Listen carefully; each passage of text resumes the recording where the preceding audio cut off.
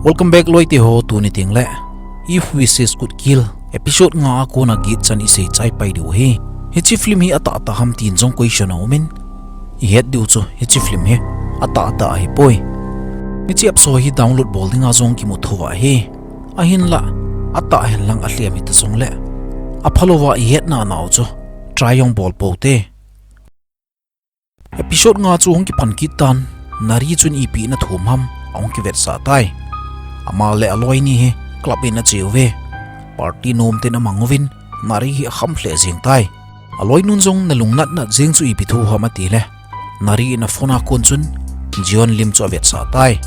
aloi nun jong hoi asa hle jing e jion chu hi chi ba na chu ti lungnat pi hin tena ati pe girigo app song chu hin vet sa ki ta na hi le aloi u pasal pa dong je hong chun hi chi ap su ken jong kana he I thum ki muzi in a hi wang ni khat zo ting le ki thiji atalo ham ain te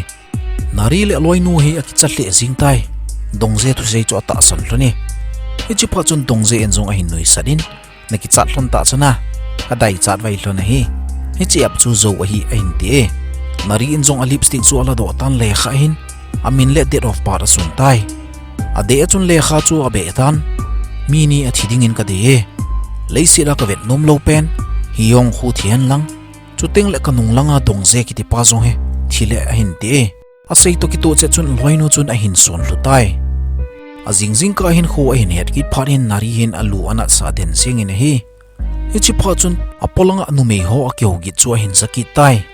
nari jong hi anu bang hi midang tong ma te cha hin ti we ama jong lunghang wal jingin kot a hona ka anwa hele koi ma cha chula num ki poi ina het deu hin ama honi chi website thil a thum zo ting le ama ho su lung hang na dingai anop o a chi thla chon hin bol ji hi ama jong skulin aga chi ta na hi le hi yong a thi ni chu na hi renda chun hi yong in jong alol an kya tai nari chu koi ma chan amu lo wang chun aki chatle jing ta na hi aji chu ama jong chun app sa he hi yong a thi na dinga an thum hi a phone chun girigo app sa kunin notification hung ki tan na lungtup akimol so ki tai hung ki sune timer jong chu hung ki pan ngal tai aman jong party aman nawa loi nu chu call bol ta ni le phone a pick up lo jing hi tai aji chu dongje ki ti pa jong chu thidinga na se hin thia thi hi am ti chu het nom hi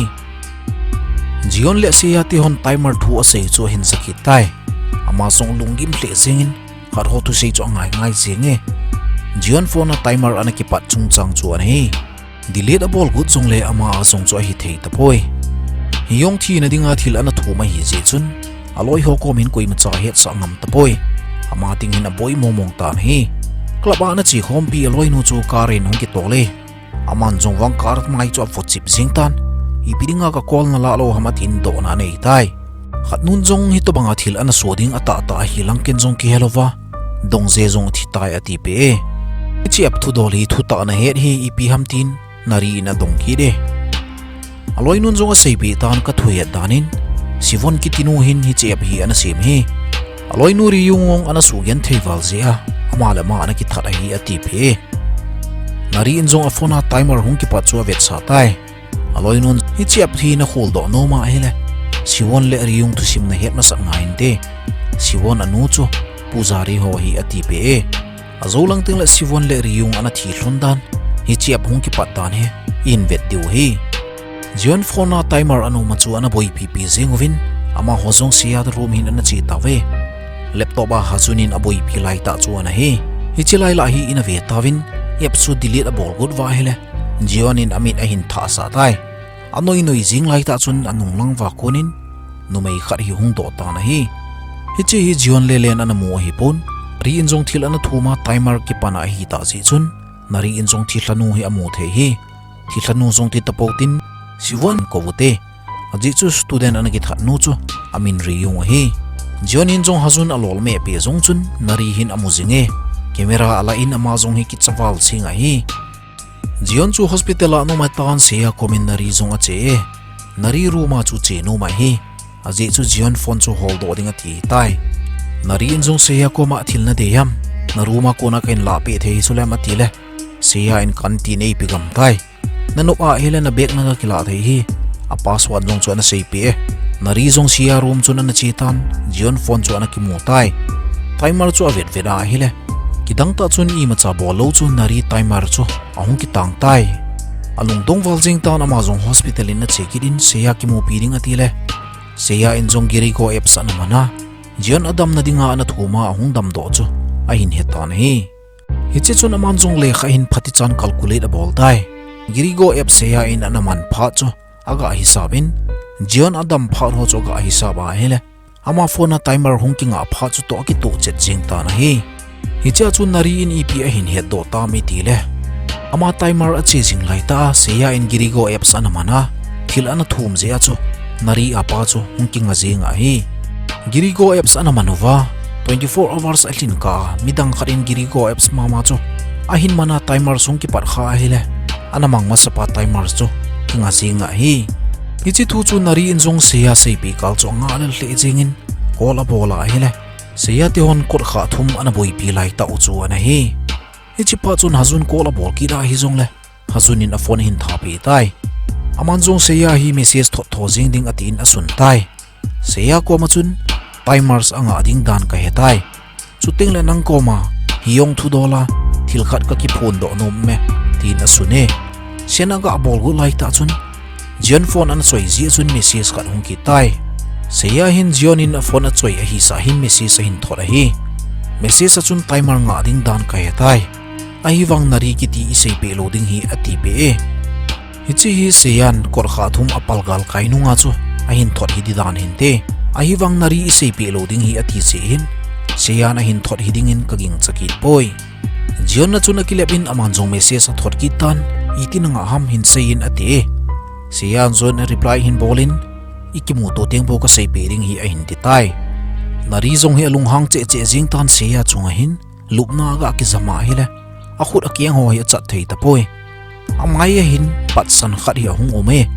patsan jong chu lungbang bang ai zengin amit sungin a lut tai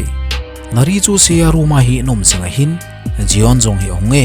nari amu phal chu da lungtong hle zenge nari in jong seya an tin thilei hungla sa hi ati pe hichi pha chu na to ki hlon ta na manin jong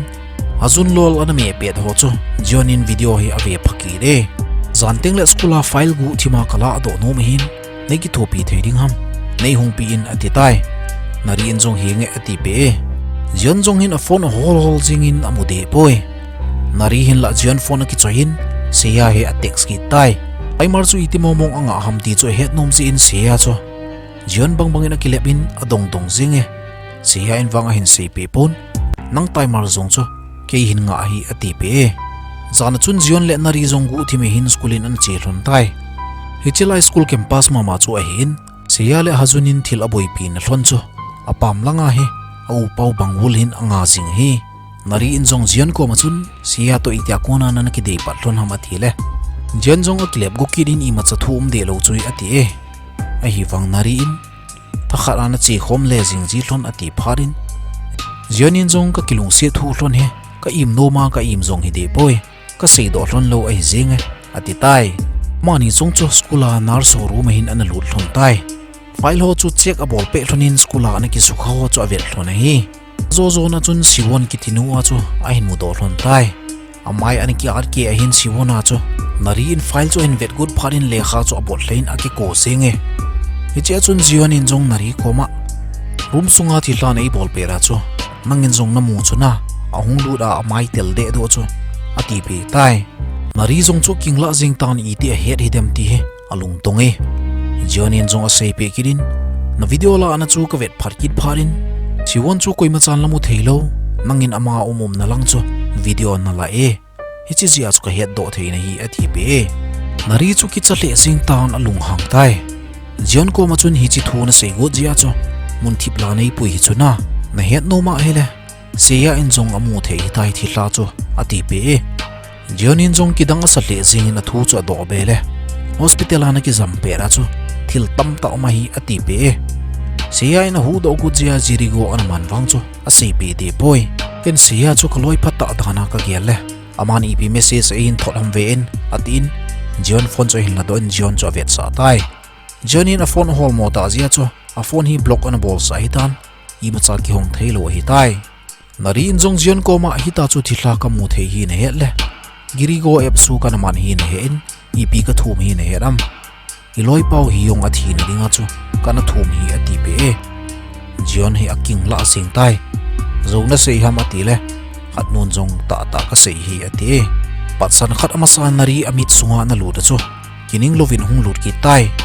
jion in jong ipi na chan hamatin nari chu ka nai phele nari in jong ba che ana choi chun jion a hin sun jenge galanga se ya le hachun ananga jing au pau bangul chun thil hi a hin he ki tai a kompa sung chatlo ki tanaman jong a hin tel phei pai jenge hilanu chun nari hi control ana bol ki di tan jion chu kor hi a kha khum den tai bangul jong chun hazun le se ya hin boina tu a hi sein a hin del phea hi le khatlanga jion in nari a sap sap jeng chu a hin zae jion in jong kor kha chu zep ki a hongzam do ding a ti le hilanu hin hong ki musa tai hila itiu hi mini hlona hin amai akya nu he sivon a hi alo la kya nu wang chu riyung a hi tuanu hi sivon chu a hin jion hong ki musa ki tai jion jong ki chawal zingin azam gu ta na hi le a hin control ki ta na hi jion dong chu hui hin a leng sang sing tan a khut tin chun alol mama chu ki zi ta na hi a khut chal chu alol sunga humlut ko jing par chun gala konin bangulin a chemcha in khole jion chu a hla tai por kha polanga kona ki kama chu ga hona hunglu jing dingong chu imi him pau bangul zong wangin a hin bo ke tho tho ve jion in jong amu khalo ji chun koina hi ham tin adonge bangulin aga sei gura hele a kompa sung chat ki tai a komawa sivon aum chu a hin he e hichi pa chun glass ke a hal si ho chu hunglengin bangul amit chu a se kha pe e bangul amit a thi san amat phar chun aman chung thi hla he amu thei ta na he tuin thi hla I ti te niu sivon le riung he ipi an changlona ham atu sim hlon ipi ham ti he ga ve tau he te sivon le riung ki tinu he akivo ma kivo thei jing hlon he tua sia te ho askul kaina wa he amani song ana kai hlona he sivon anu hi saman a hin saman itia hele e hon tawlo ling iti bang bang hi doilai thema ki thoi ji hi zu thema adon ji je chun sivon hin anu amunom poi na zong hi zilo hin hi ching ka chun aloi nu riung hin sivon a inin ka hopa e azi chu quality bol zong le sivon hin call pick up lo hi riung amit khalang he asan che chu zingin nat na khat bang main te sivon anu in zong ain mu pharin riung chu ain ko lu tai hichi pha chu na to sain aman zong doila ipp ham chu abola hele riung mi chu hung dam tai riung hi amel khoi hle zingin thi hlading chun apam mai thove sivon in zong kola hin bol pha chun riung ana ki pat do ki tai anu hin angai lu thona lai hin sivon hin ada hla jiwanga bu phate te na ne dingin ana sei pe na ti pe Siwan na chu ga ho pa in amani jong college lang hin ana chi hlon tai bus ten hin go lang khat gite ki tipa hi ana dinge hi chi hi riung in adeya ade jing hi thakhara basa ka che ding jong chu riung hi aza chain te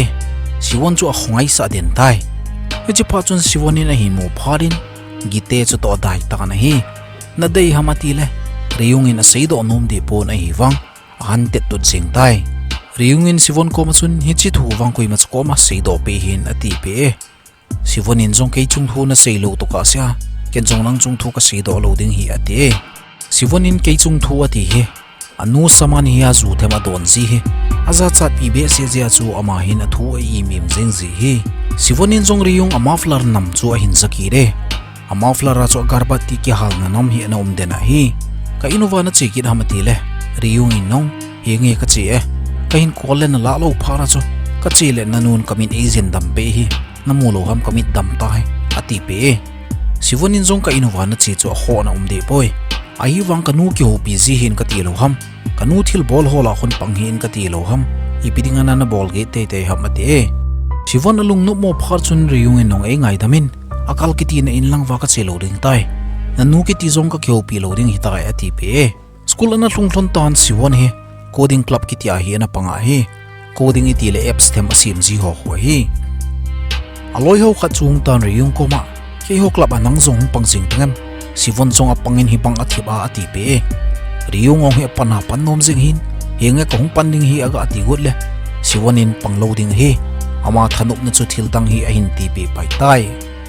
sivon hin ipi ngai to ham riung hin la best friend ai ane hin sivon wang hin canteen thema che ting zong le riyung hi pui zi boy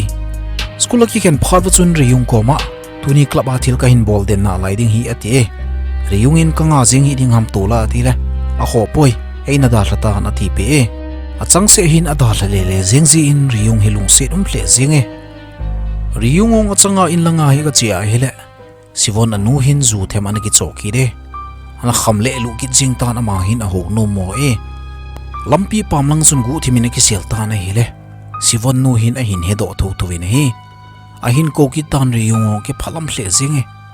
riyung ko ma chun ka inuwa na hungnom ka he thove hi pidinga na seilo ham ati tai riyung in ko hungnom po atin ada thago tan hi anung lang hin sivon nu hi hung po thut jing ta na ki seplo hin te riyung ong che ki tan sivon nu cho aga ki thopin a in lang hin aga tha tai sivon te ho coding club chun mili a hi ve sivon hi thim pe na hi in ama on chung i pe up sim ding ham ti hi aboi pi ta ve aki dai dai vin a hi le gite chun riyung min hi a hin phapo e aloi pan chung hi chimin chu phapo hi ben anu ko yin he lo ham saman hi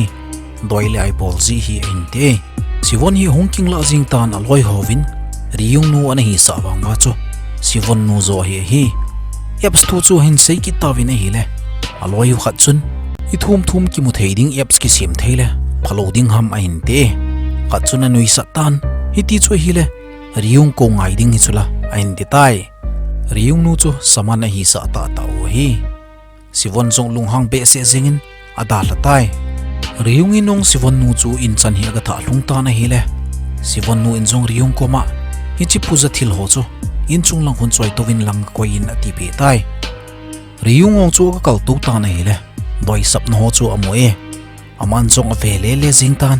a dei chum thei le jing in hi thing pe anau chami lim bang ki sim kha chu hi chi hi pi ki tiam ati le sivon nu in dolmi hi ati tai alola ki khaya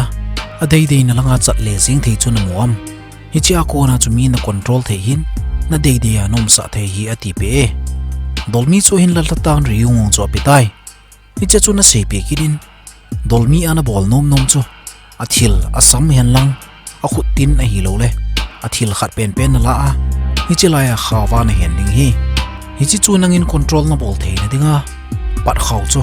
thi san dim se da na nu ngai tai ati pe hi chi pe ta chun sivon jong chu inin hong ki ta na hi le in chung langa riyung le anu ana kyo chu za tai alung hang hle zinge anu jong chun hin za ki tan gu cha banga chu ipidinga thi pe ban hung ham ati le sivon in jong gu cha sanga ji pa thada chu mi phalo zo hi ati pe anu hin doi ana bol nga chu aji pa hi ana thia hin ni cha ko na chu sivon hin avet ta hle jing hi sivon jong chu riyung chung in alung hang ki tan hi ta ka nu thil bol ho na vet zia kaloi ho ko ma blackmail nei bol god ham atin ada latai agi jin hlon in lang hin ana chi ki ta na hi hi chi in riyung o chi ki din ngai dama ki thume sivon hin le kha in adet of pa le amin asun tan riyung ko mazun kanu ji a hi zum le sa ka thu to sing hi aji pa thada ti vin zula adon ton singin hi chi ji a ko ma kum nom lo hi leisi da ka de pe na hi le kanu hi thi ta le ka ti e ati tai hi chi zu chun riyung ko ma nangin jong thil na thum no mam leisi da na de pen a hin la na sei do ngam lo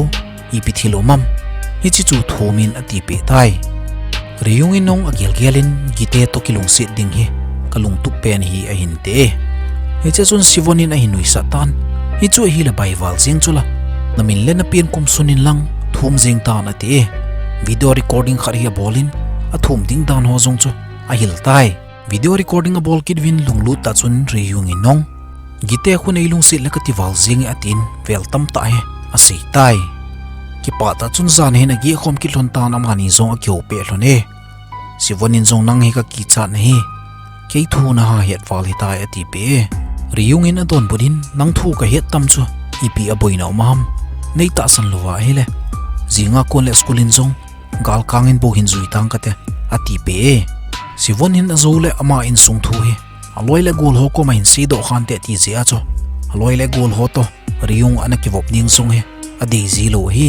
riyung in gite ade thu video record a bol ho cho avet sa ki tan hi che wang he na tot hello chuna ati pe riyung inong delete bolin atin akidai to hlone girigo app song chu khar holoi hin ana sim chai hui tan Riyung inong nong lot linding ka kinepi ati pe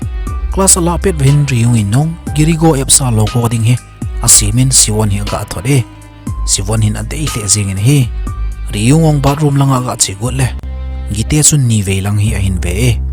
riyung hi tha nom plen ki hen phar hin zani hlai thil thum thon chu alo hling hle zinge tun in ni ve lang gite nei ve atin aki pa hle zinge school ki hen zo thon chun in langa zut thona hi le lampi chun anu hin zu ana donin dukan bol nu chu to anakin na hlon tai a kina hle zing thlonin sivonin zong anu hi asa chat pe be se zing in hi ama zong in langa chun na chang se na chi tan ipi ana bol he tam anu in hong lun phada ga velle adoi bel ho chu anaki voke tan thi san tim sing tai doi lai bol ji hoin thi hla a ho hi ti chu I hiat o hi cha thi hla ana ho zong chu alung hang hai tan te mo za chat pe be se zia chu sivon chun ina na chia anu doi le bel ho chu ana khet ki gam sing hi ichi zo chun ama zong hi rumi na che ki tan yep su aboi pi ki de anu hin thil danga ki chat pe poi hita hi azi pan zong khat ve he ana vo ke pia azi pa hi na thi a hi dingin aging mo azi chu anu hin doi le ai asam na chun ataw tan lung sedin ka chanu ei tha pe hin ke hin khola zengin ati pe sivon anom na room sunga zong chun anung langa kunin lung tam ta hi ang ki zot tai achanu dinga chun ataw pe pe zengin anu zong hin room hoi phate chan abon tup tai hiche chun sivonin ana het phalo wang lung ho zong chu room sunga kon chun pot do ki ta ve jingka hin riung in la kho he papon ama song sivon hi kola bol la a pick up lo je chun in hin ga ho pa ki go sivon nu chu gala konin amutan amu ho zong thi sana tim de du jing tai a ki chawal zingin hung sam do go la sivon nu in a hin tu in hi ka thu sei pati chan nga hin hi chi doi ki sapna le kha he choin lang ka chanu sivon bega thip be chan khum lut pe in ipi ti zong le ama wang ne het sa lo hilding he ka zipa la ko hu do thei tapon ka chanu be ko hu do ding hi ati pe riung in no hospital a puiding ati le sivon nu wang anom poi riung chu a hin son do tho tai sivon hi aloi no to class ana kyom lim pe chu kinote in riung hi hong lut tai ama zong ami thlia pul singin thilum chan chu sei pe ding ati he sivon koma na inova ka che in ati le aloi nu koma din chu hin kel to hichi phar chun yong sei lovin adal tai hichi le kha chu sivon be ga koi lo le sivon hi thi jing ding hi aman zong hu do te te ding ati je chun sivon te hon break time hin ama pot do poi gu thima sivon be ga chu a koi ding ati lai ta chu sivon le loi nu hi hong lut ki tai sivon zong lung hang ta chun le kha so hong la do tan riung inong tu jing ka nanun a hin ti le sivonin a beng pai zinge riung in a hu do go hi chu a khiat pon sivon hi lung hang wal zingin ama zong ami hlia pul zinge a kom wa loi nu chun a vein thilum dan hi a he thei poi hi che loi nu chun a thil mu ho chu klaba to per vein a loi ho koma ana se ye gala ko nai sivonin angai hi ama zong aga lut tan epsu ka sim chai tai nang ho ki ti na pan lo hi nang ho ki sei sa le la ka pangena ti ki diu hin hita na minu ka pha po ding na de ya hi le nei ki thopi diu ngai ta ti pe ipi be hitam in yat diu hi langa hinda hla o sivon nu zong chu tula chu ana thi de nai tai a classroom sungwa chun teacher nu lo pe ta hin sivonin zong loi ho khat koma girigo apps ki tin her kham ati tai khanun I to bang ham ati phar chun a classroom wa monitor chun riungin gite ana deidan ana sei ho chu a hin so tai riungin nong amin le date of par ho chu ki choin peng loi loya gitean ke ilung sit ding he kalung tu pen hi ati aloi gol ho hin anui sat kam tawin riung lung sit hle singe aza chawal zing ai tai chi go chu hi tapon WhatsApp group tam ta hin a hin the thang ta ve riung hi aza che jing tan akap do jing tai sivonin hi chips ki sim na minu ka pha po ding na deile ka thil sei ho na bol diu hi ati chu idang ani poi riung chu vo sa ding ati he gite zong chu hung lu tan riung koma na hlo a hi ima cham lo ham saman chanu na hin na hi na kiat lo ham nang to ki dei ding hi mi mana ki nem ham atin riung chu beng tai a hok se be be jing na lain riung ong hi lung na wal jing hi tai giten he lo ka cha chun riung inong gite sang khola nim plate kha chu aga abot lata na hi le gite in zong asamin amanin ben stana chun anei ta na he zana chun riung in zong ipi hin pol ta am dolmini chu alatan khada chun sivon sam cho kan be khada chun gite name plate hi akan be tai aku chu them khat at pobin thi san cho wat sa le hlom wal zinga hi chi pha chun bang pang hin pin kumle amin ho hi asun tan girigo app se ona bol tai chivon za dinga chu a sei hin imin le ipin kumi suda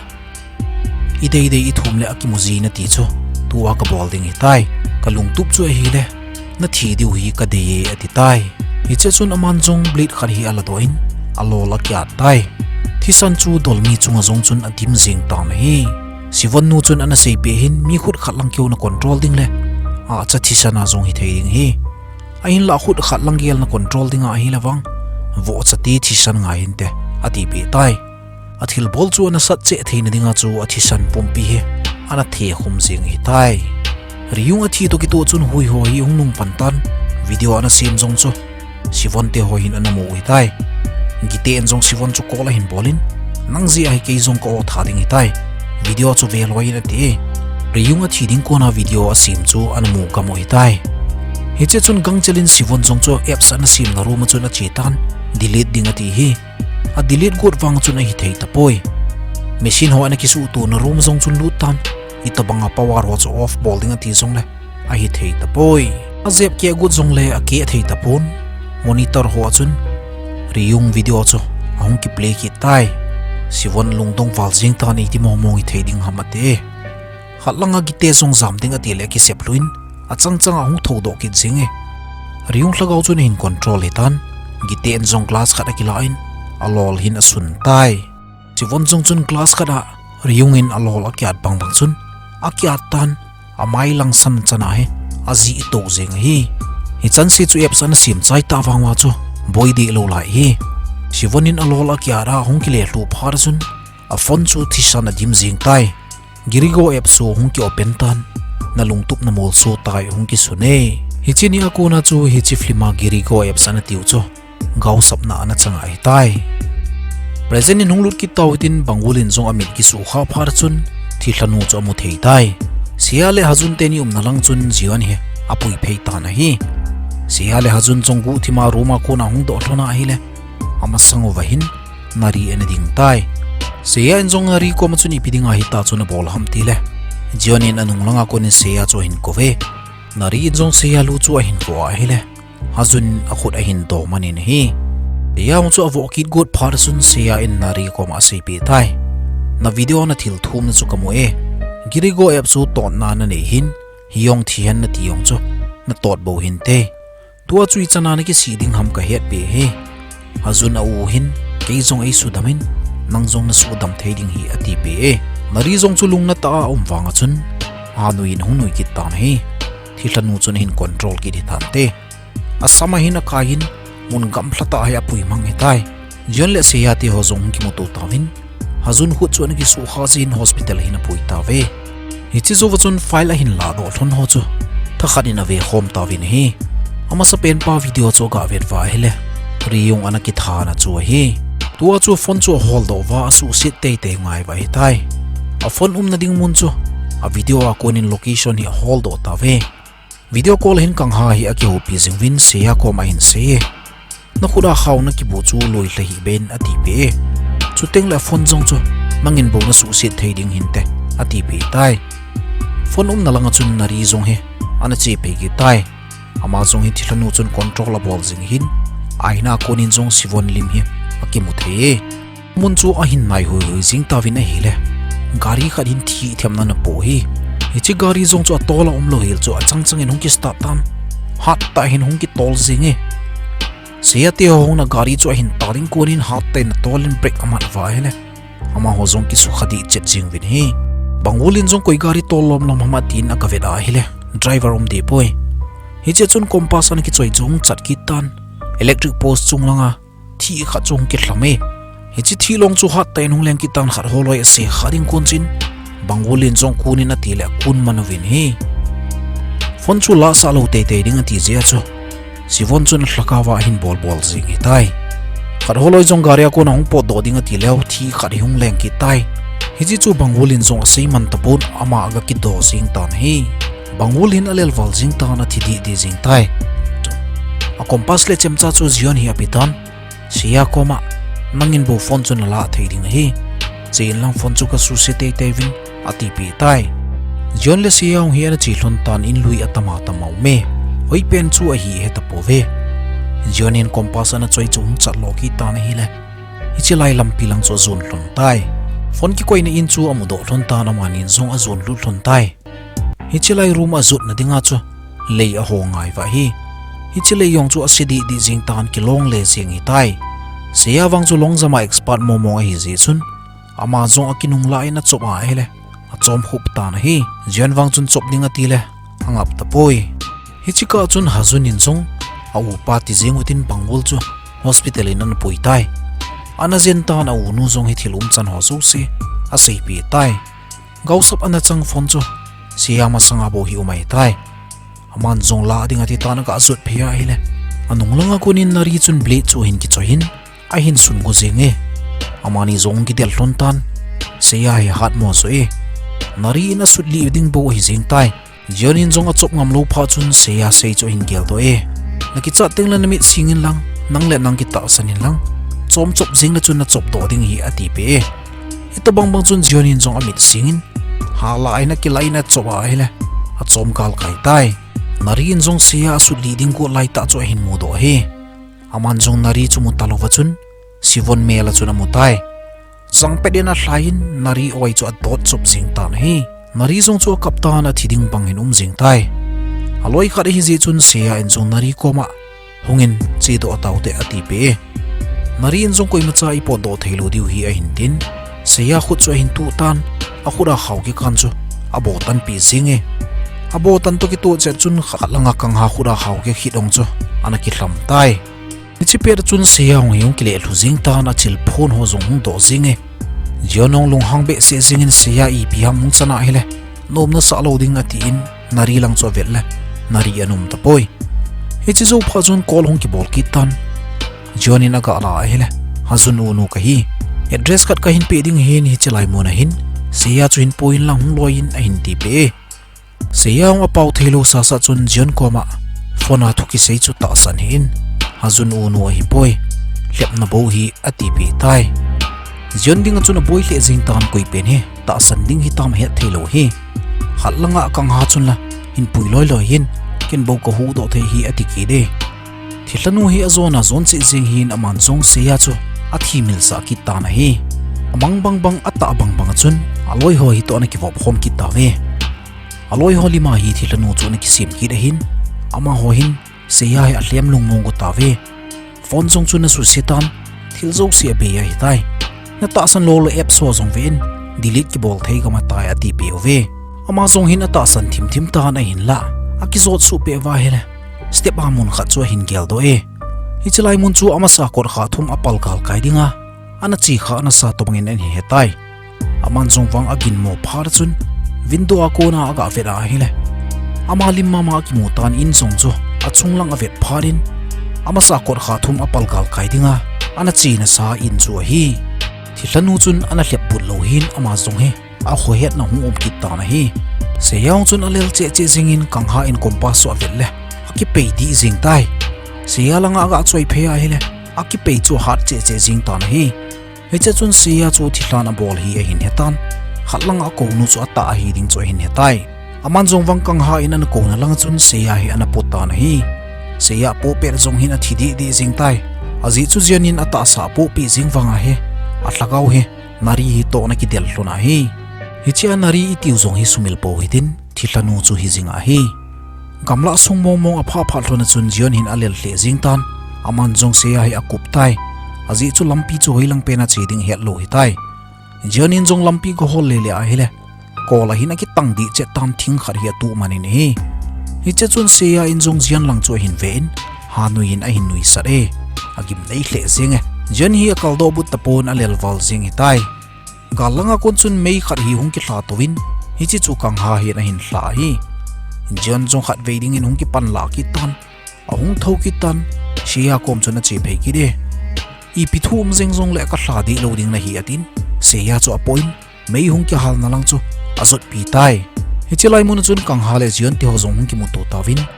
jion in zong se ya hi e hu do pi te te in ati seya chu na khura phone khat hi hin choi he kang ha in jong toil ai ho chu asam pan tan phone chu thal chang khat hin asun ke tai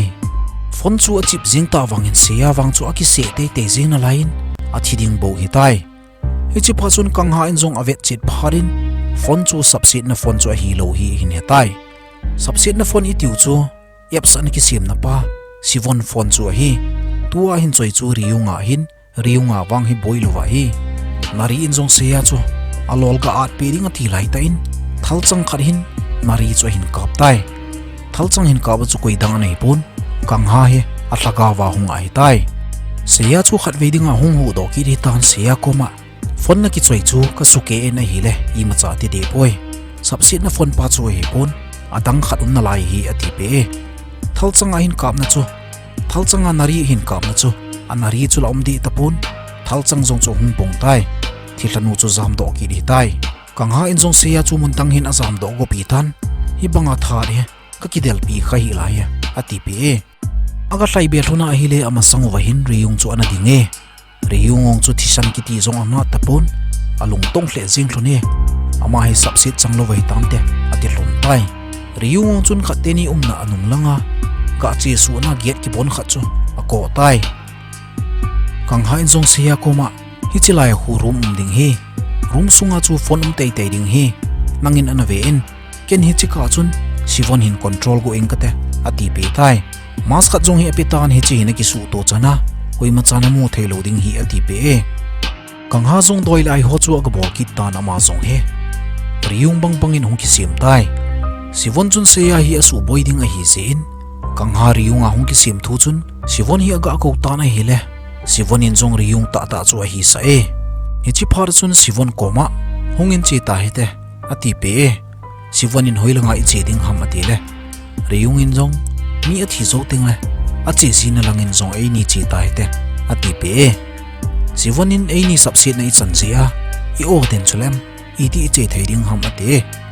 riung in adon but kidin keiwang ka che ding hi na hung nom le hungin ati pe tai icha chun riung ong chu aga che phe ta na hi le sivon jong chun a zui do e seong chu gu thim chan ma sa ki su to in room lang chun a lut tai room chu ana tam hle zingin hoi lai pen chu hi hewa ta poi khatlanga sivon in jong riung anai phar chun koi a hi hin he senge riung khu chu tu tan ka inuwa garbati ki hal chu to tu ana nam he aki tu ta poi ati pe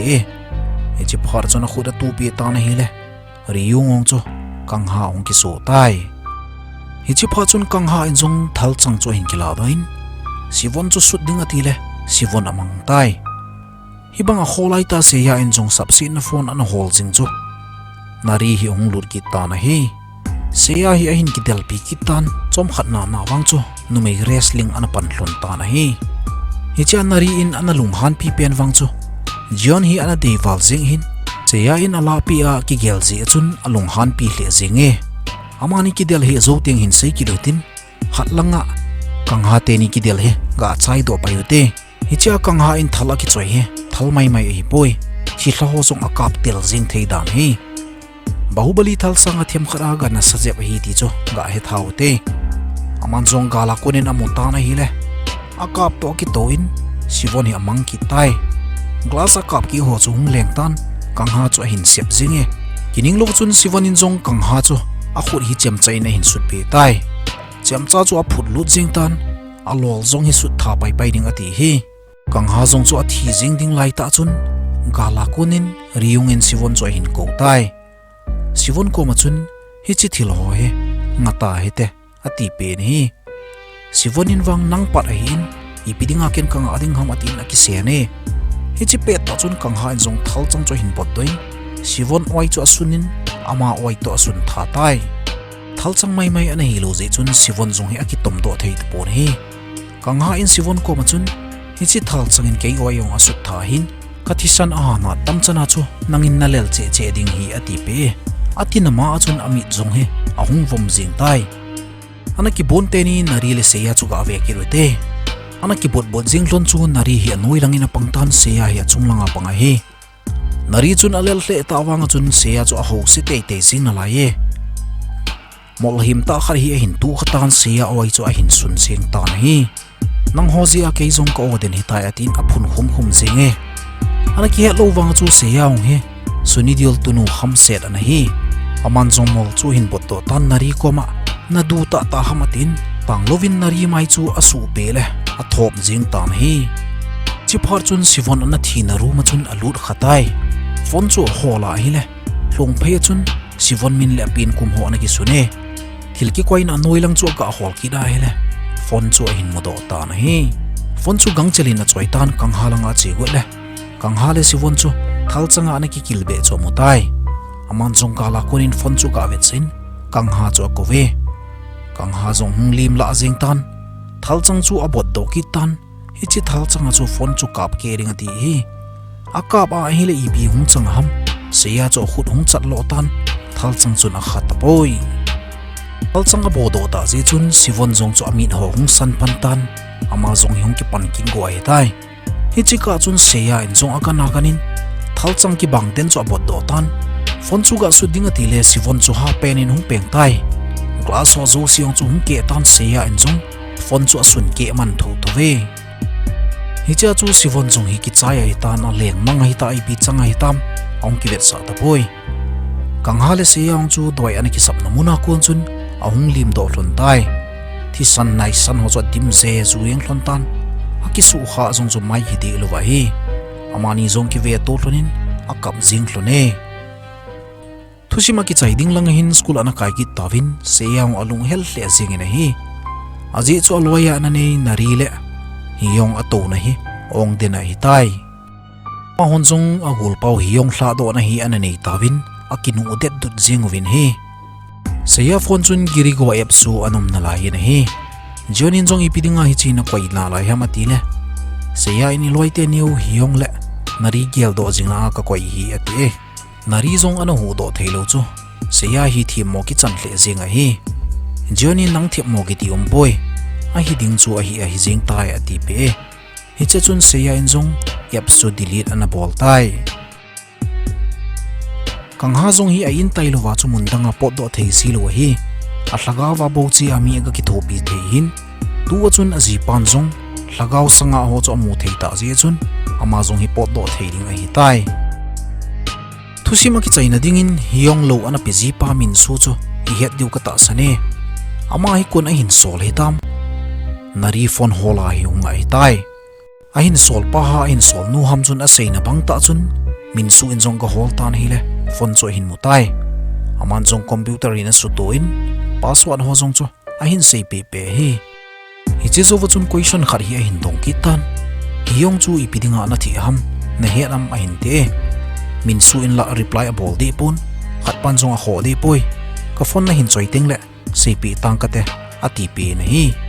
min su in jong nari phone chu a hon do phar chun giri go app su a hin mu ki tai aman jong giri go app so ga khoya hi le ahung kyong ki ta na hi thusim chu hi chai hen hung ki chai tan question mark tampi ei da hla pe ve min su chu ko na hin sola nari phone chu hung la edem ole nari mama chu hi jing dem aji chu thi na hung ki vet sa ta poi hiyong ana thi dan jong chu i hevin exam a pass nom ji ana thuma hi le ana thi a hi hi cha boina chet chu hi ki le nari in jong hiyong thi na dinga ana thum hi hi ti chu na hi ta jong le koi jong san hi ki na tua chu hiyong thi dan ne hedam tia chu hin do ki ram hi chi jong hi question mark le in ta hi het nom pen le ingalel pen diu wa ka ta san chu giri go app su ipi na chang ta dem min su chu na hin on ki tan ipi alo ta dem hi che ilung boi naw i het nom ho zo siu he season 2 hung so ki ting labo i het thei diu a hi tai ananga ha jingutin anapang ha jingutin zo tui chim subscribe bolo lai hon chong bol loi jingwin thusim ngei che jing ding a hi tai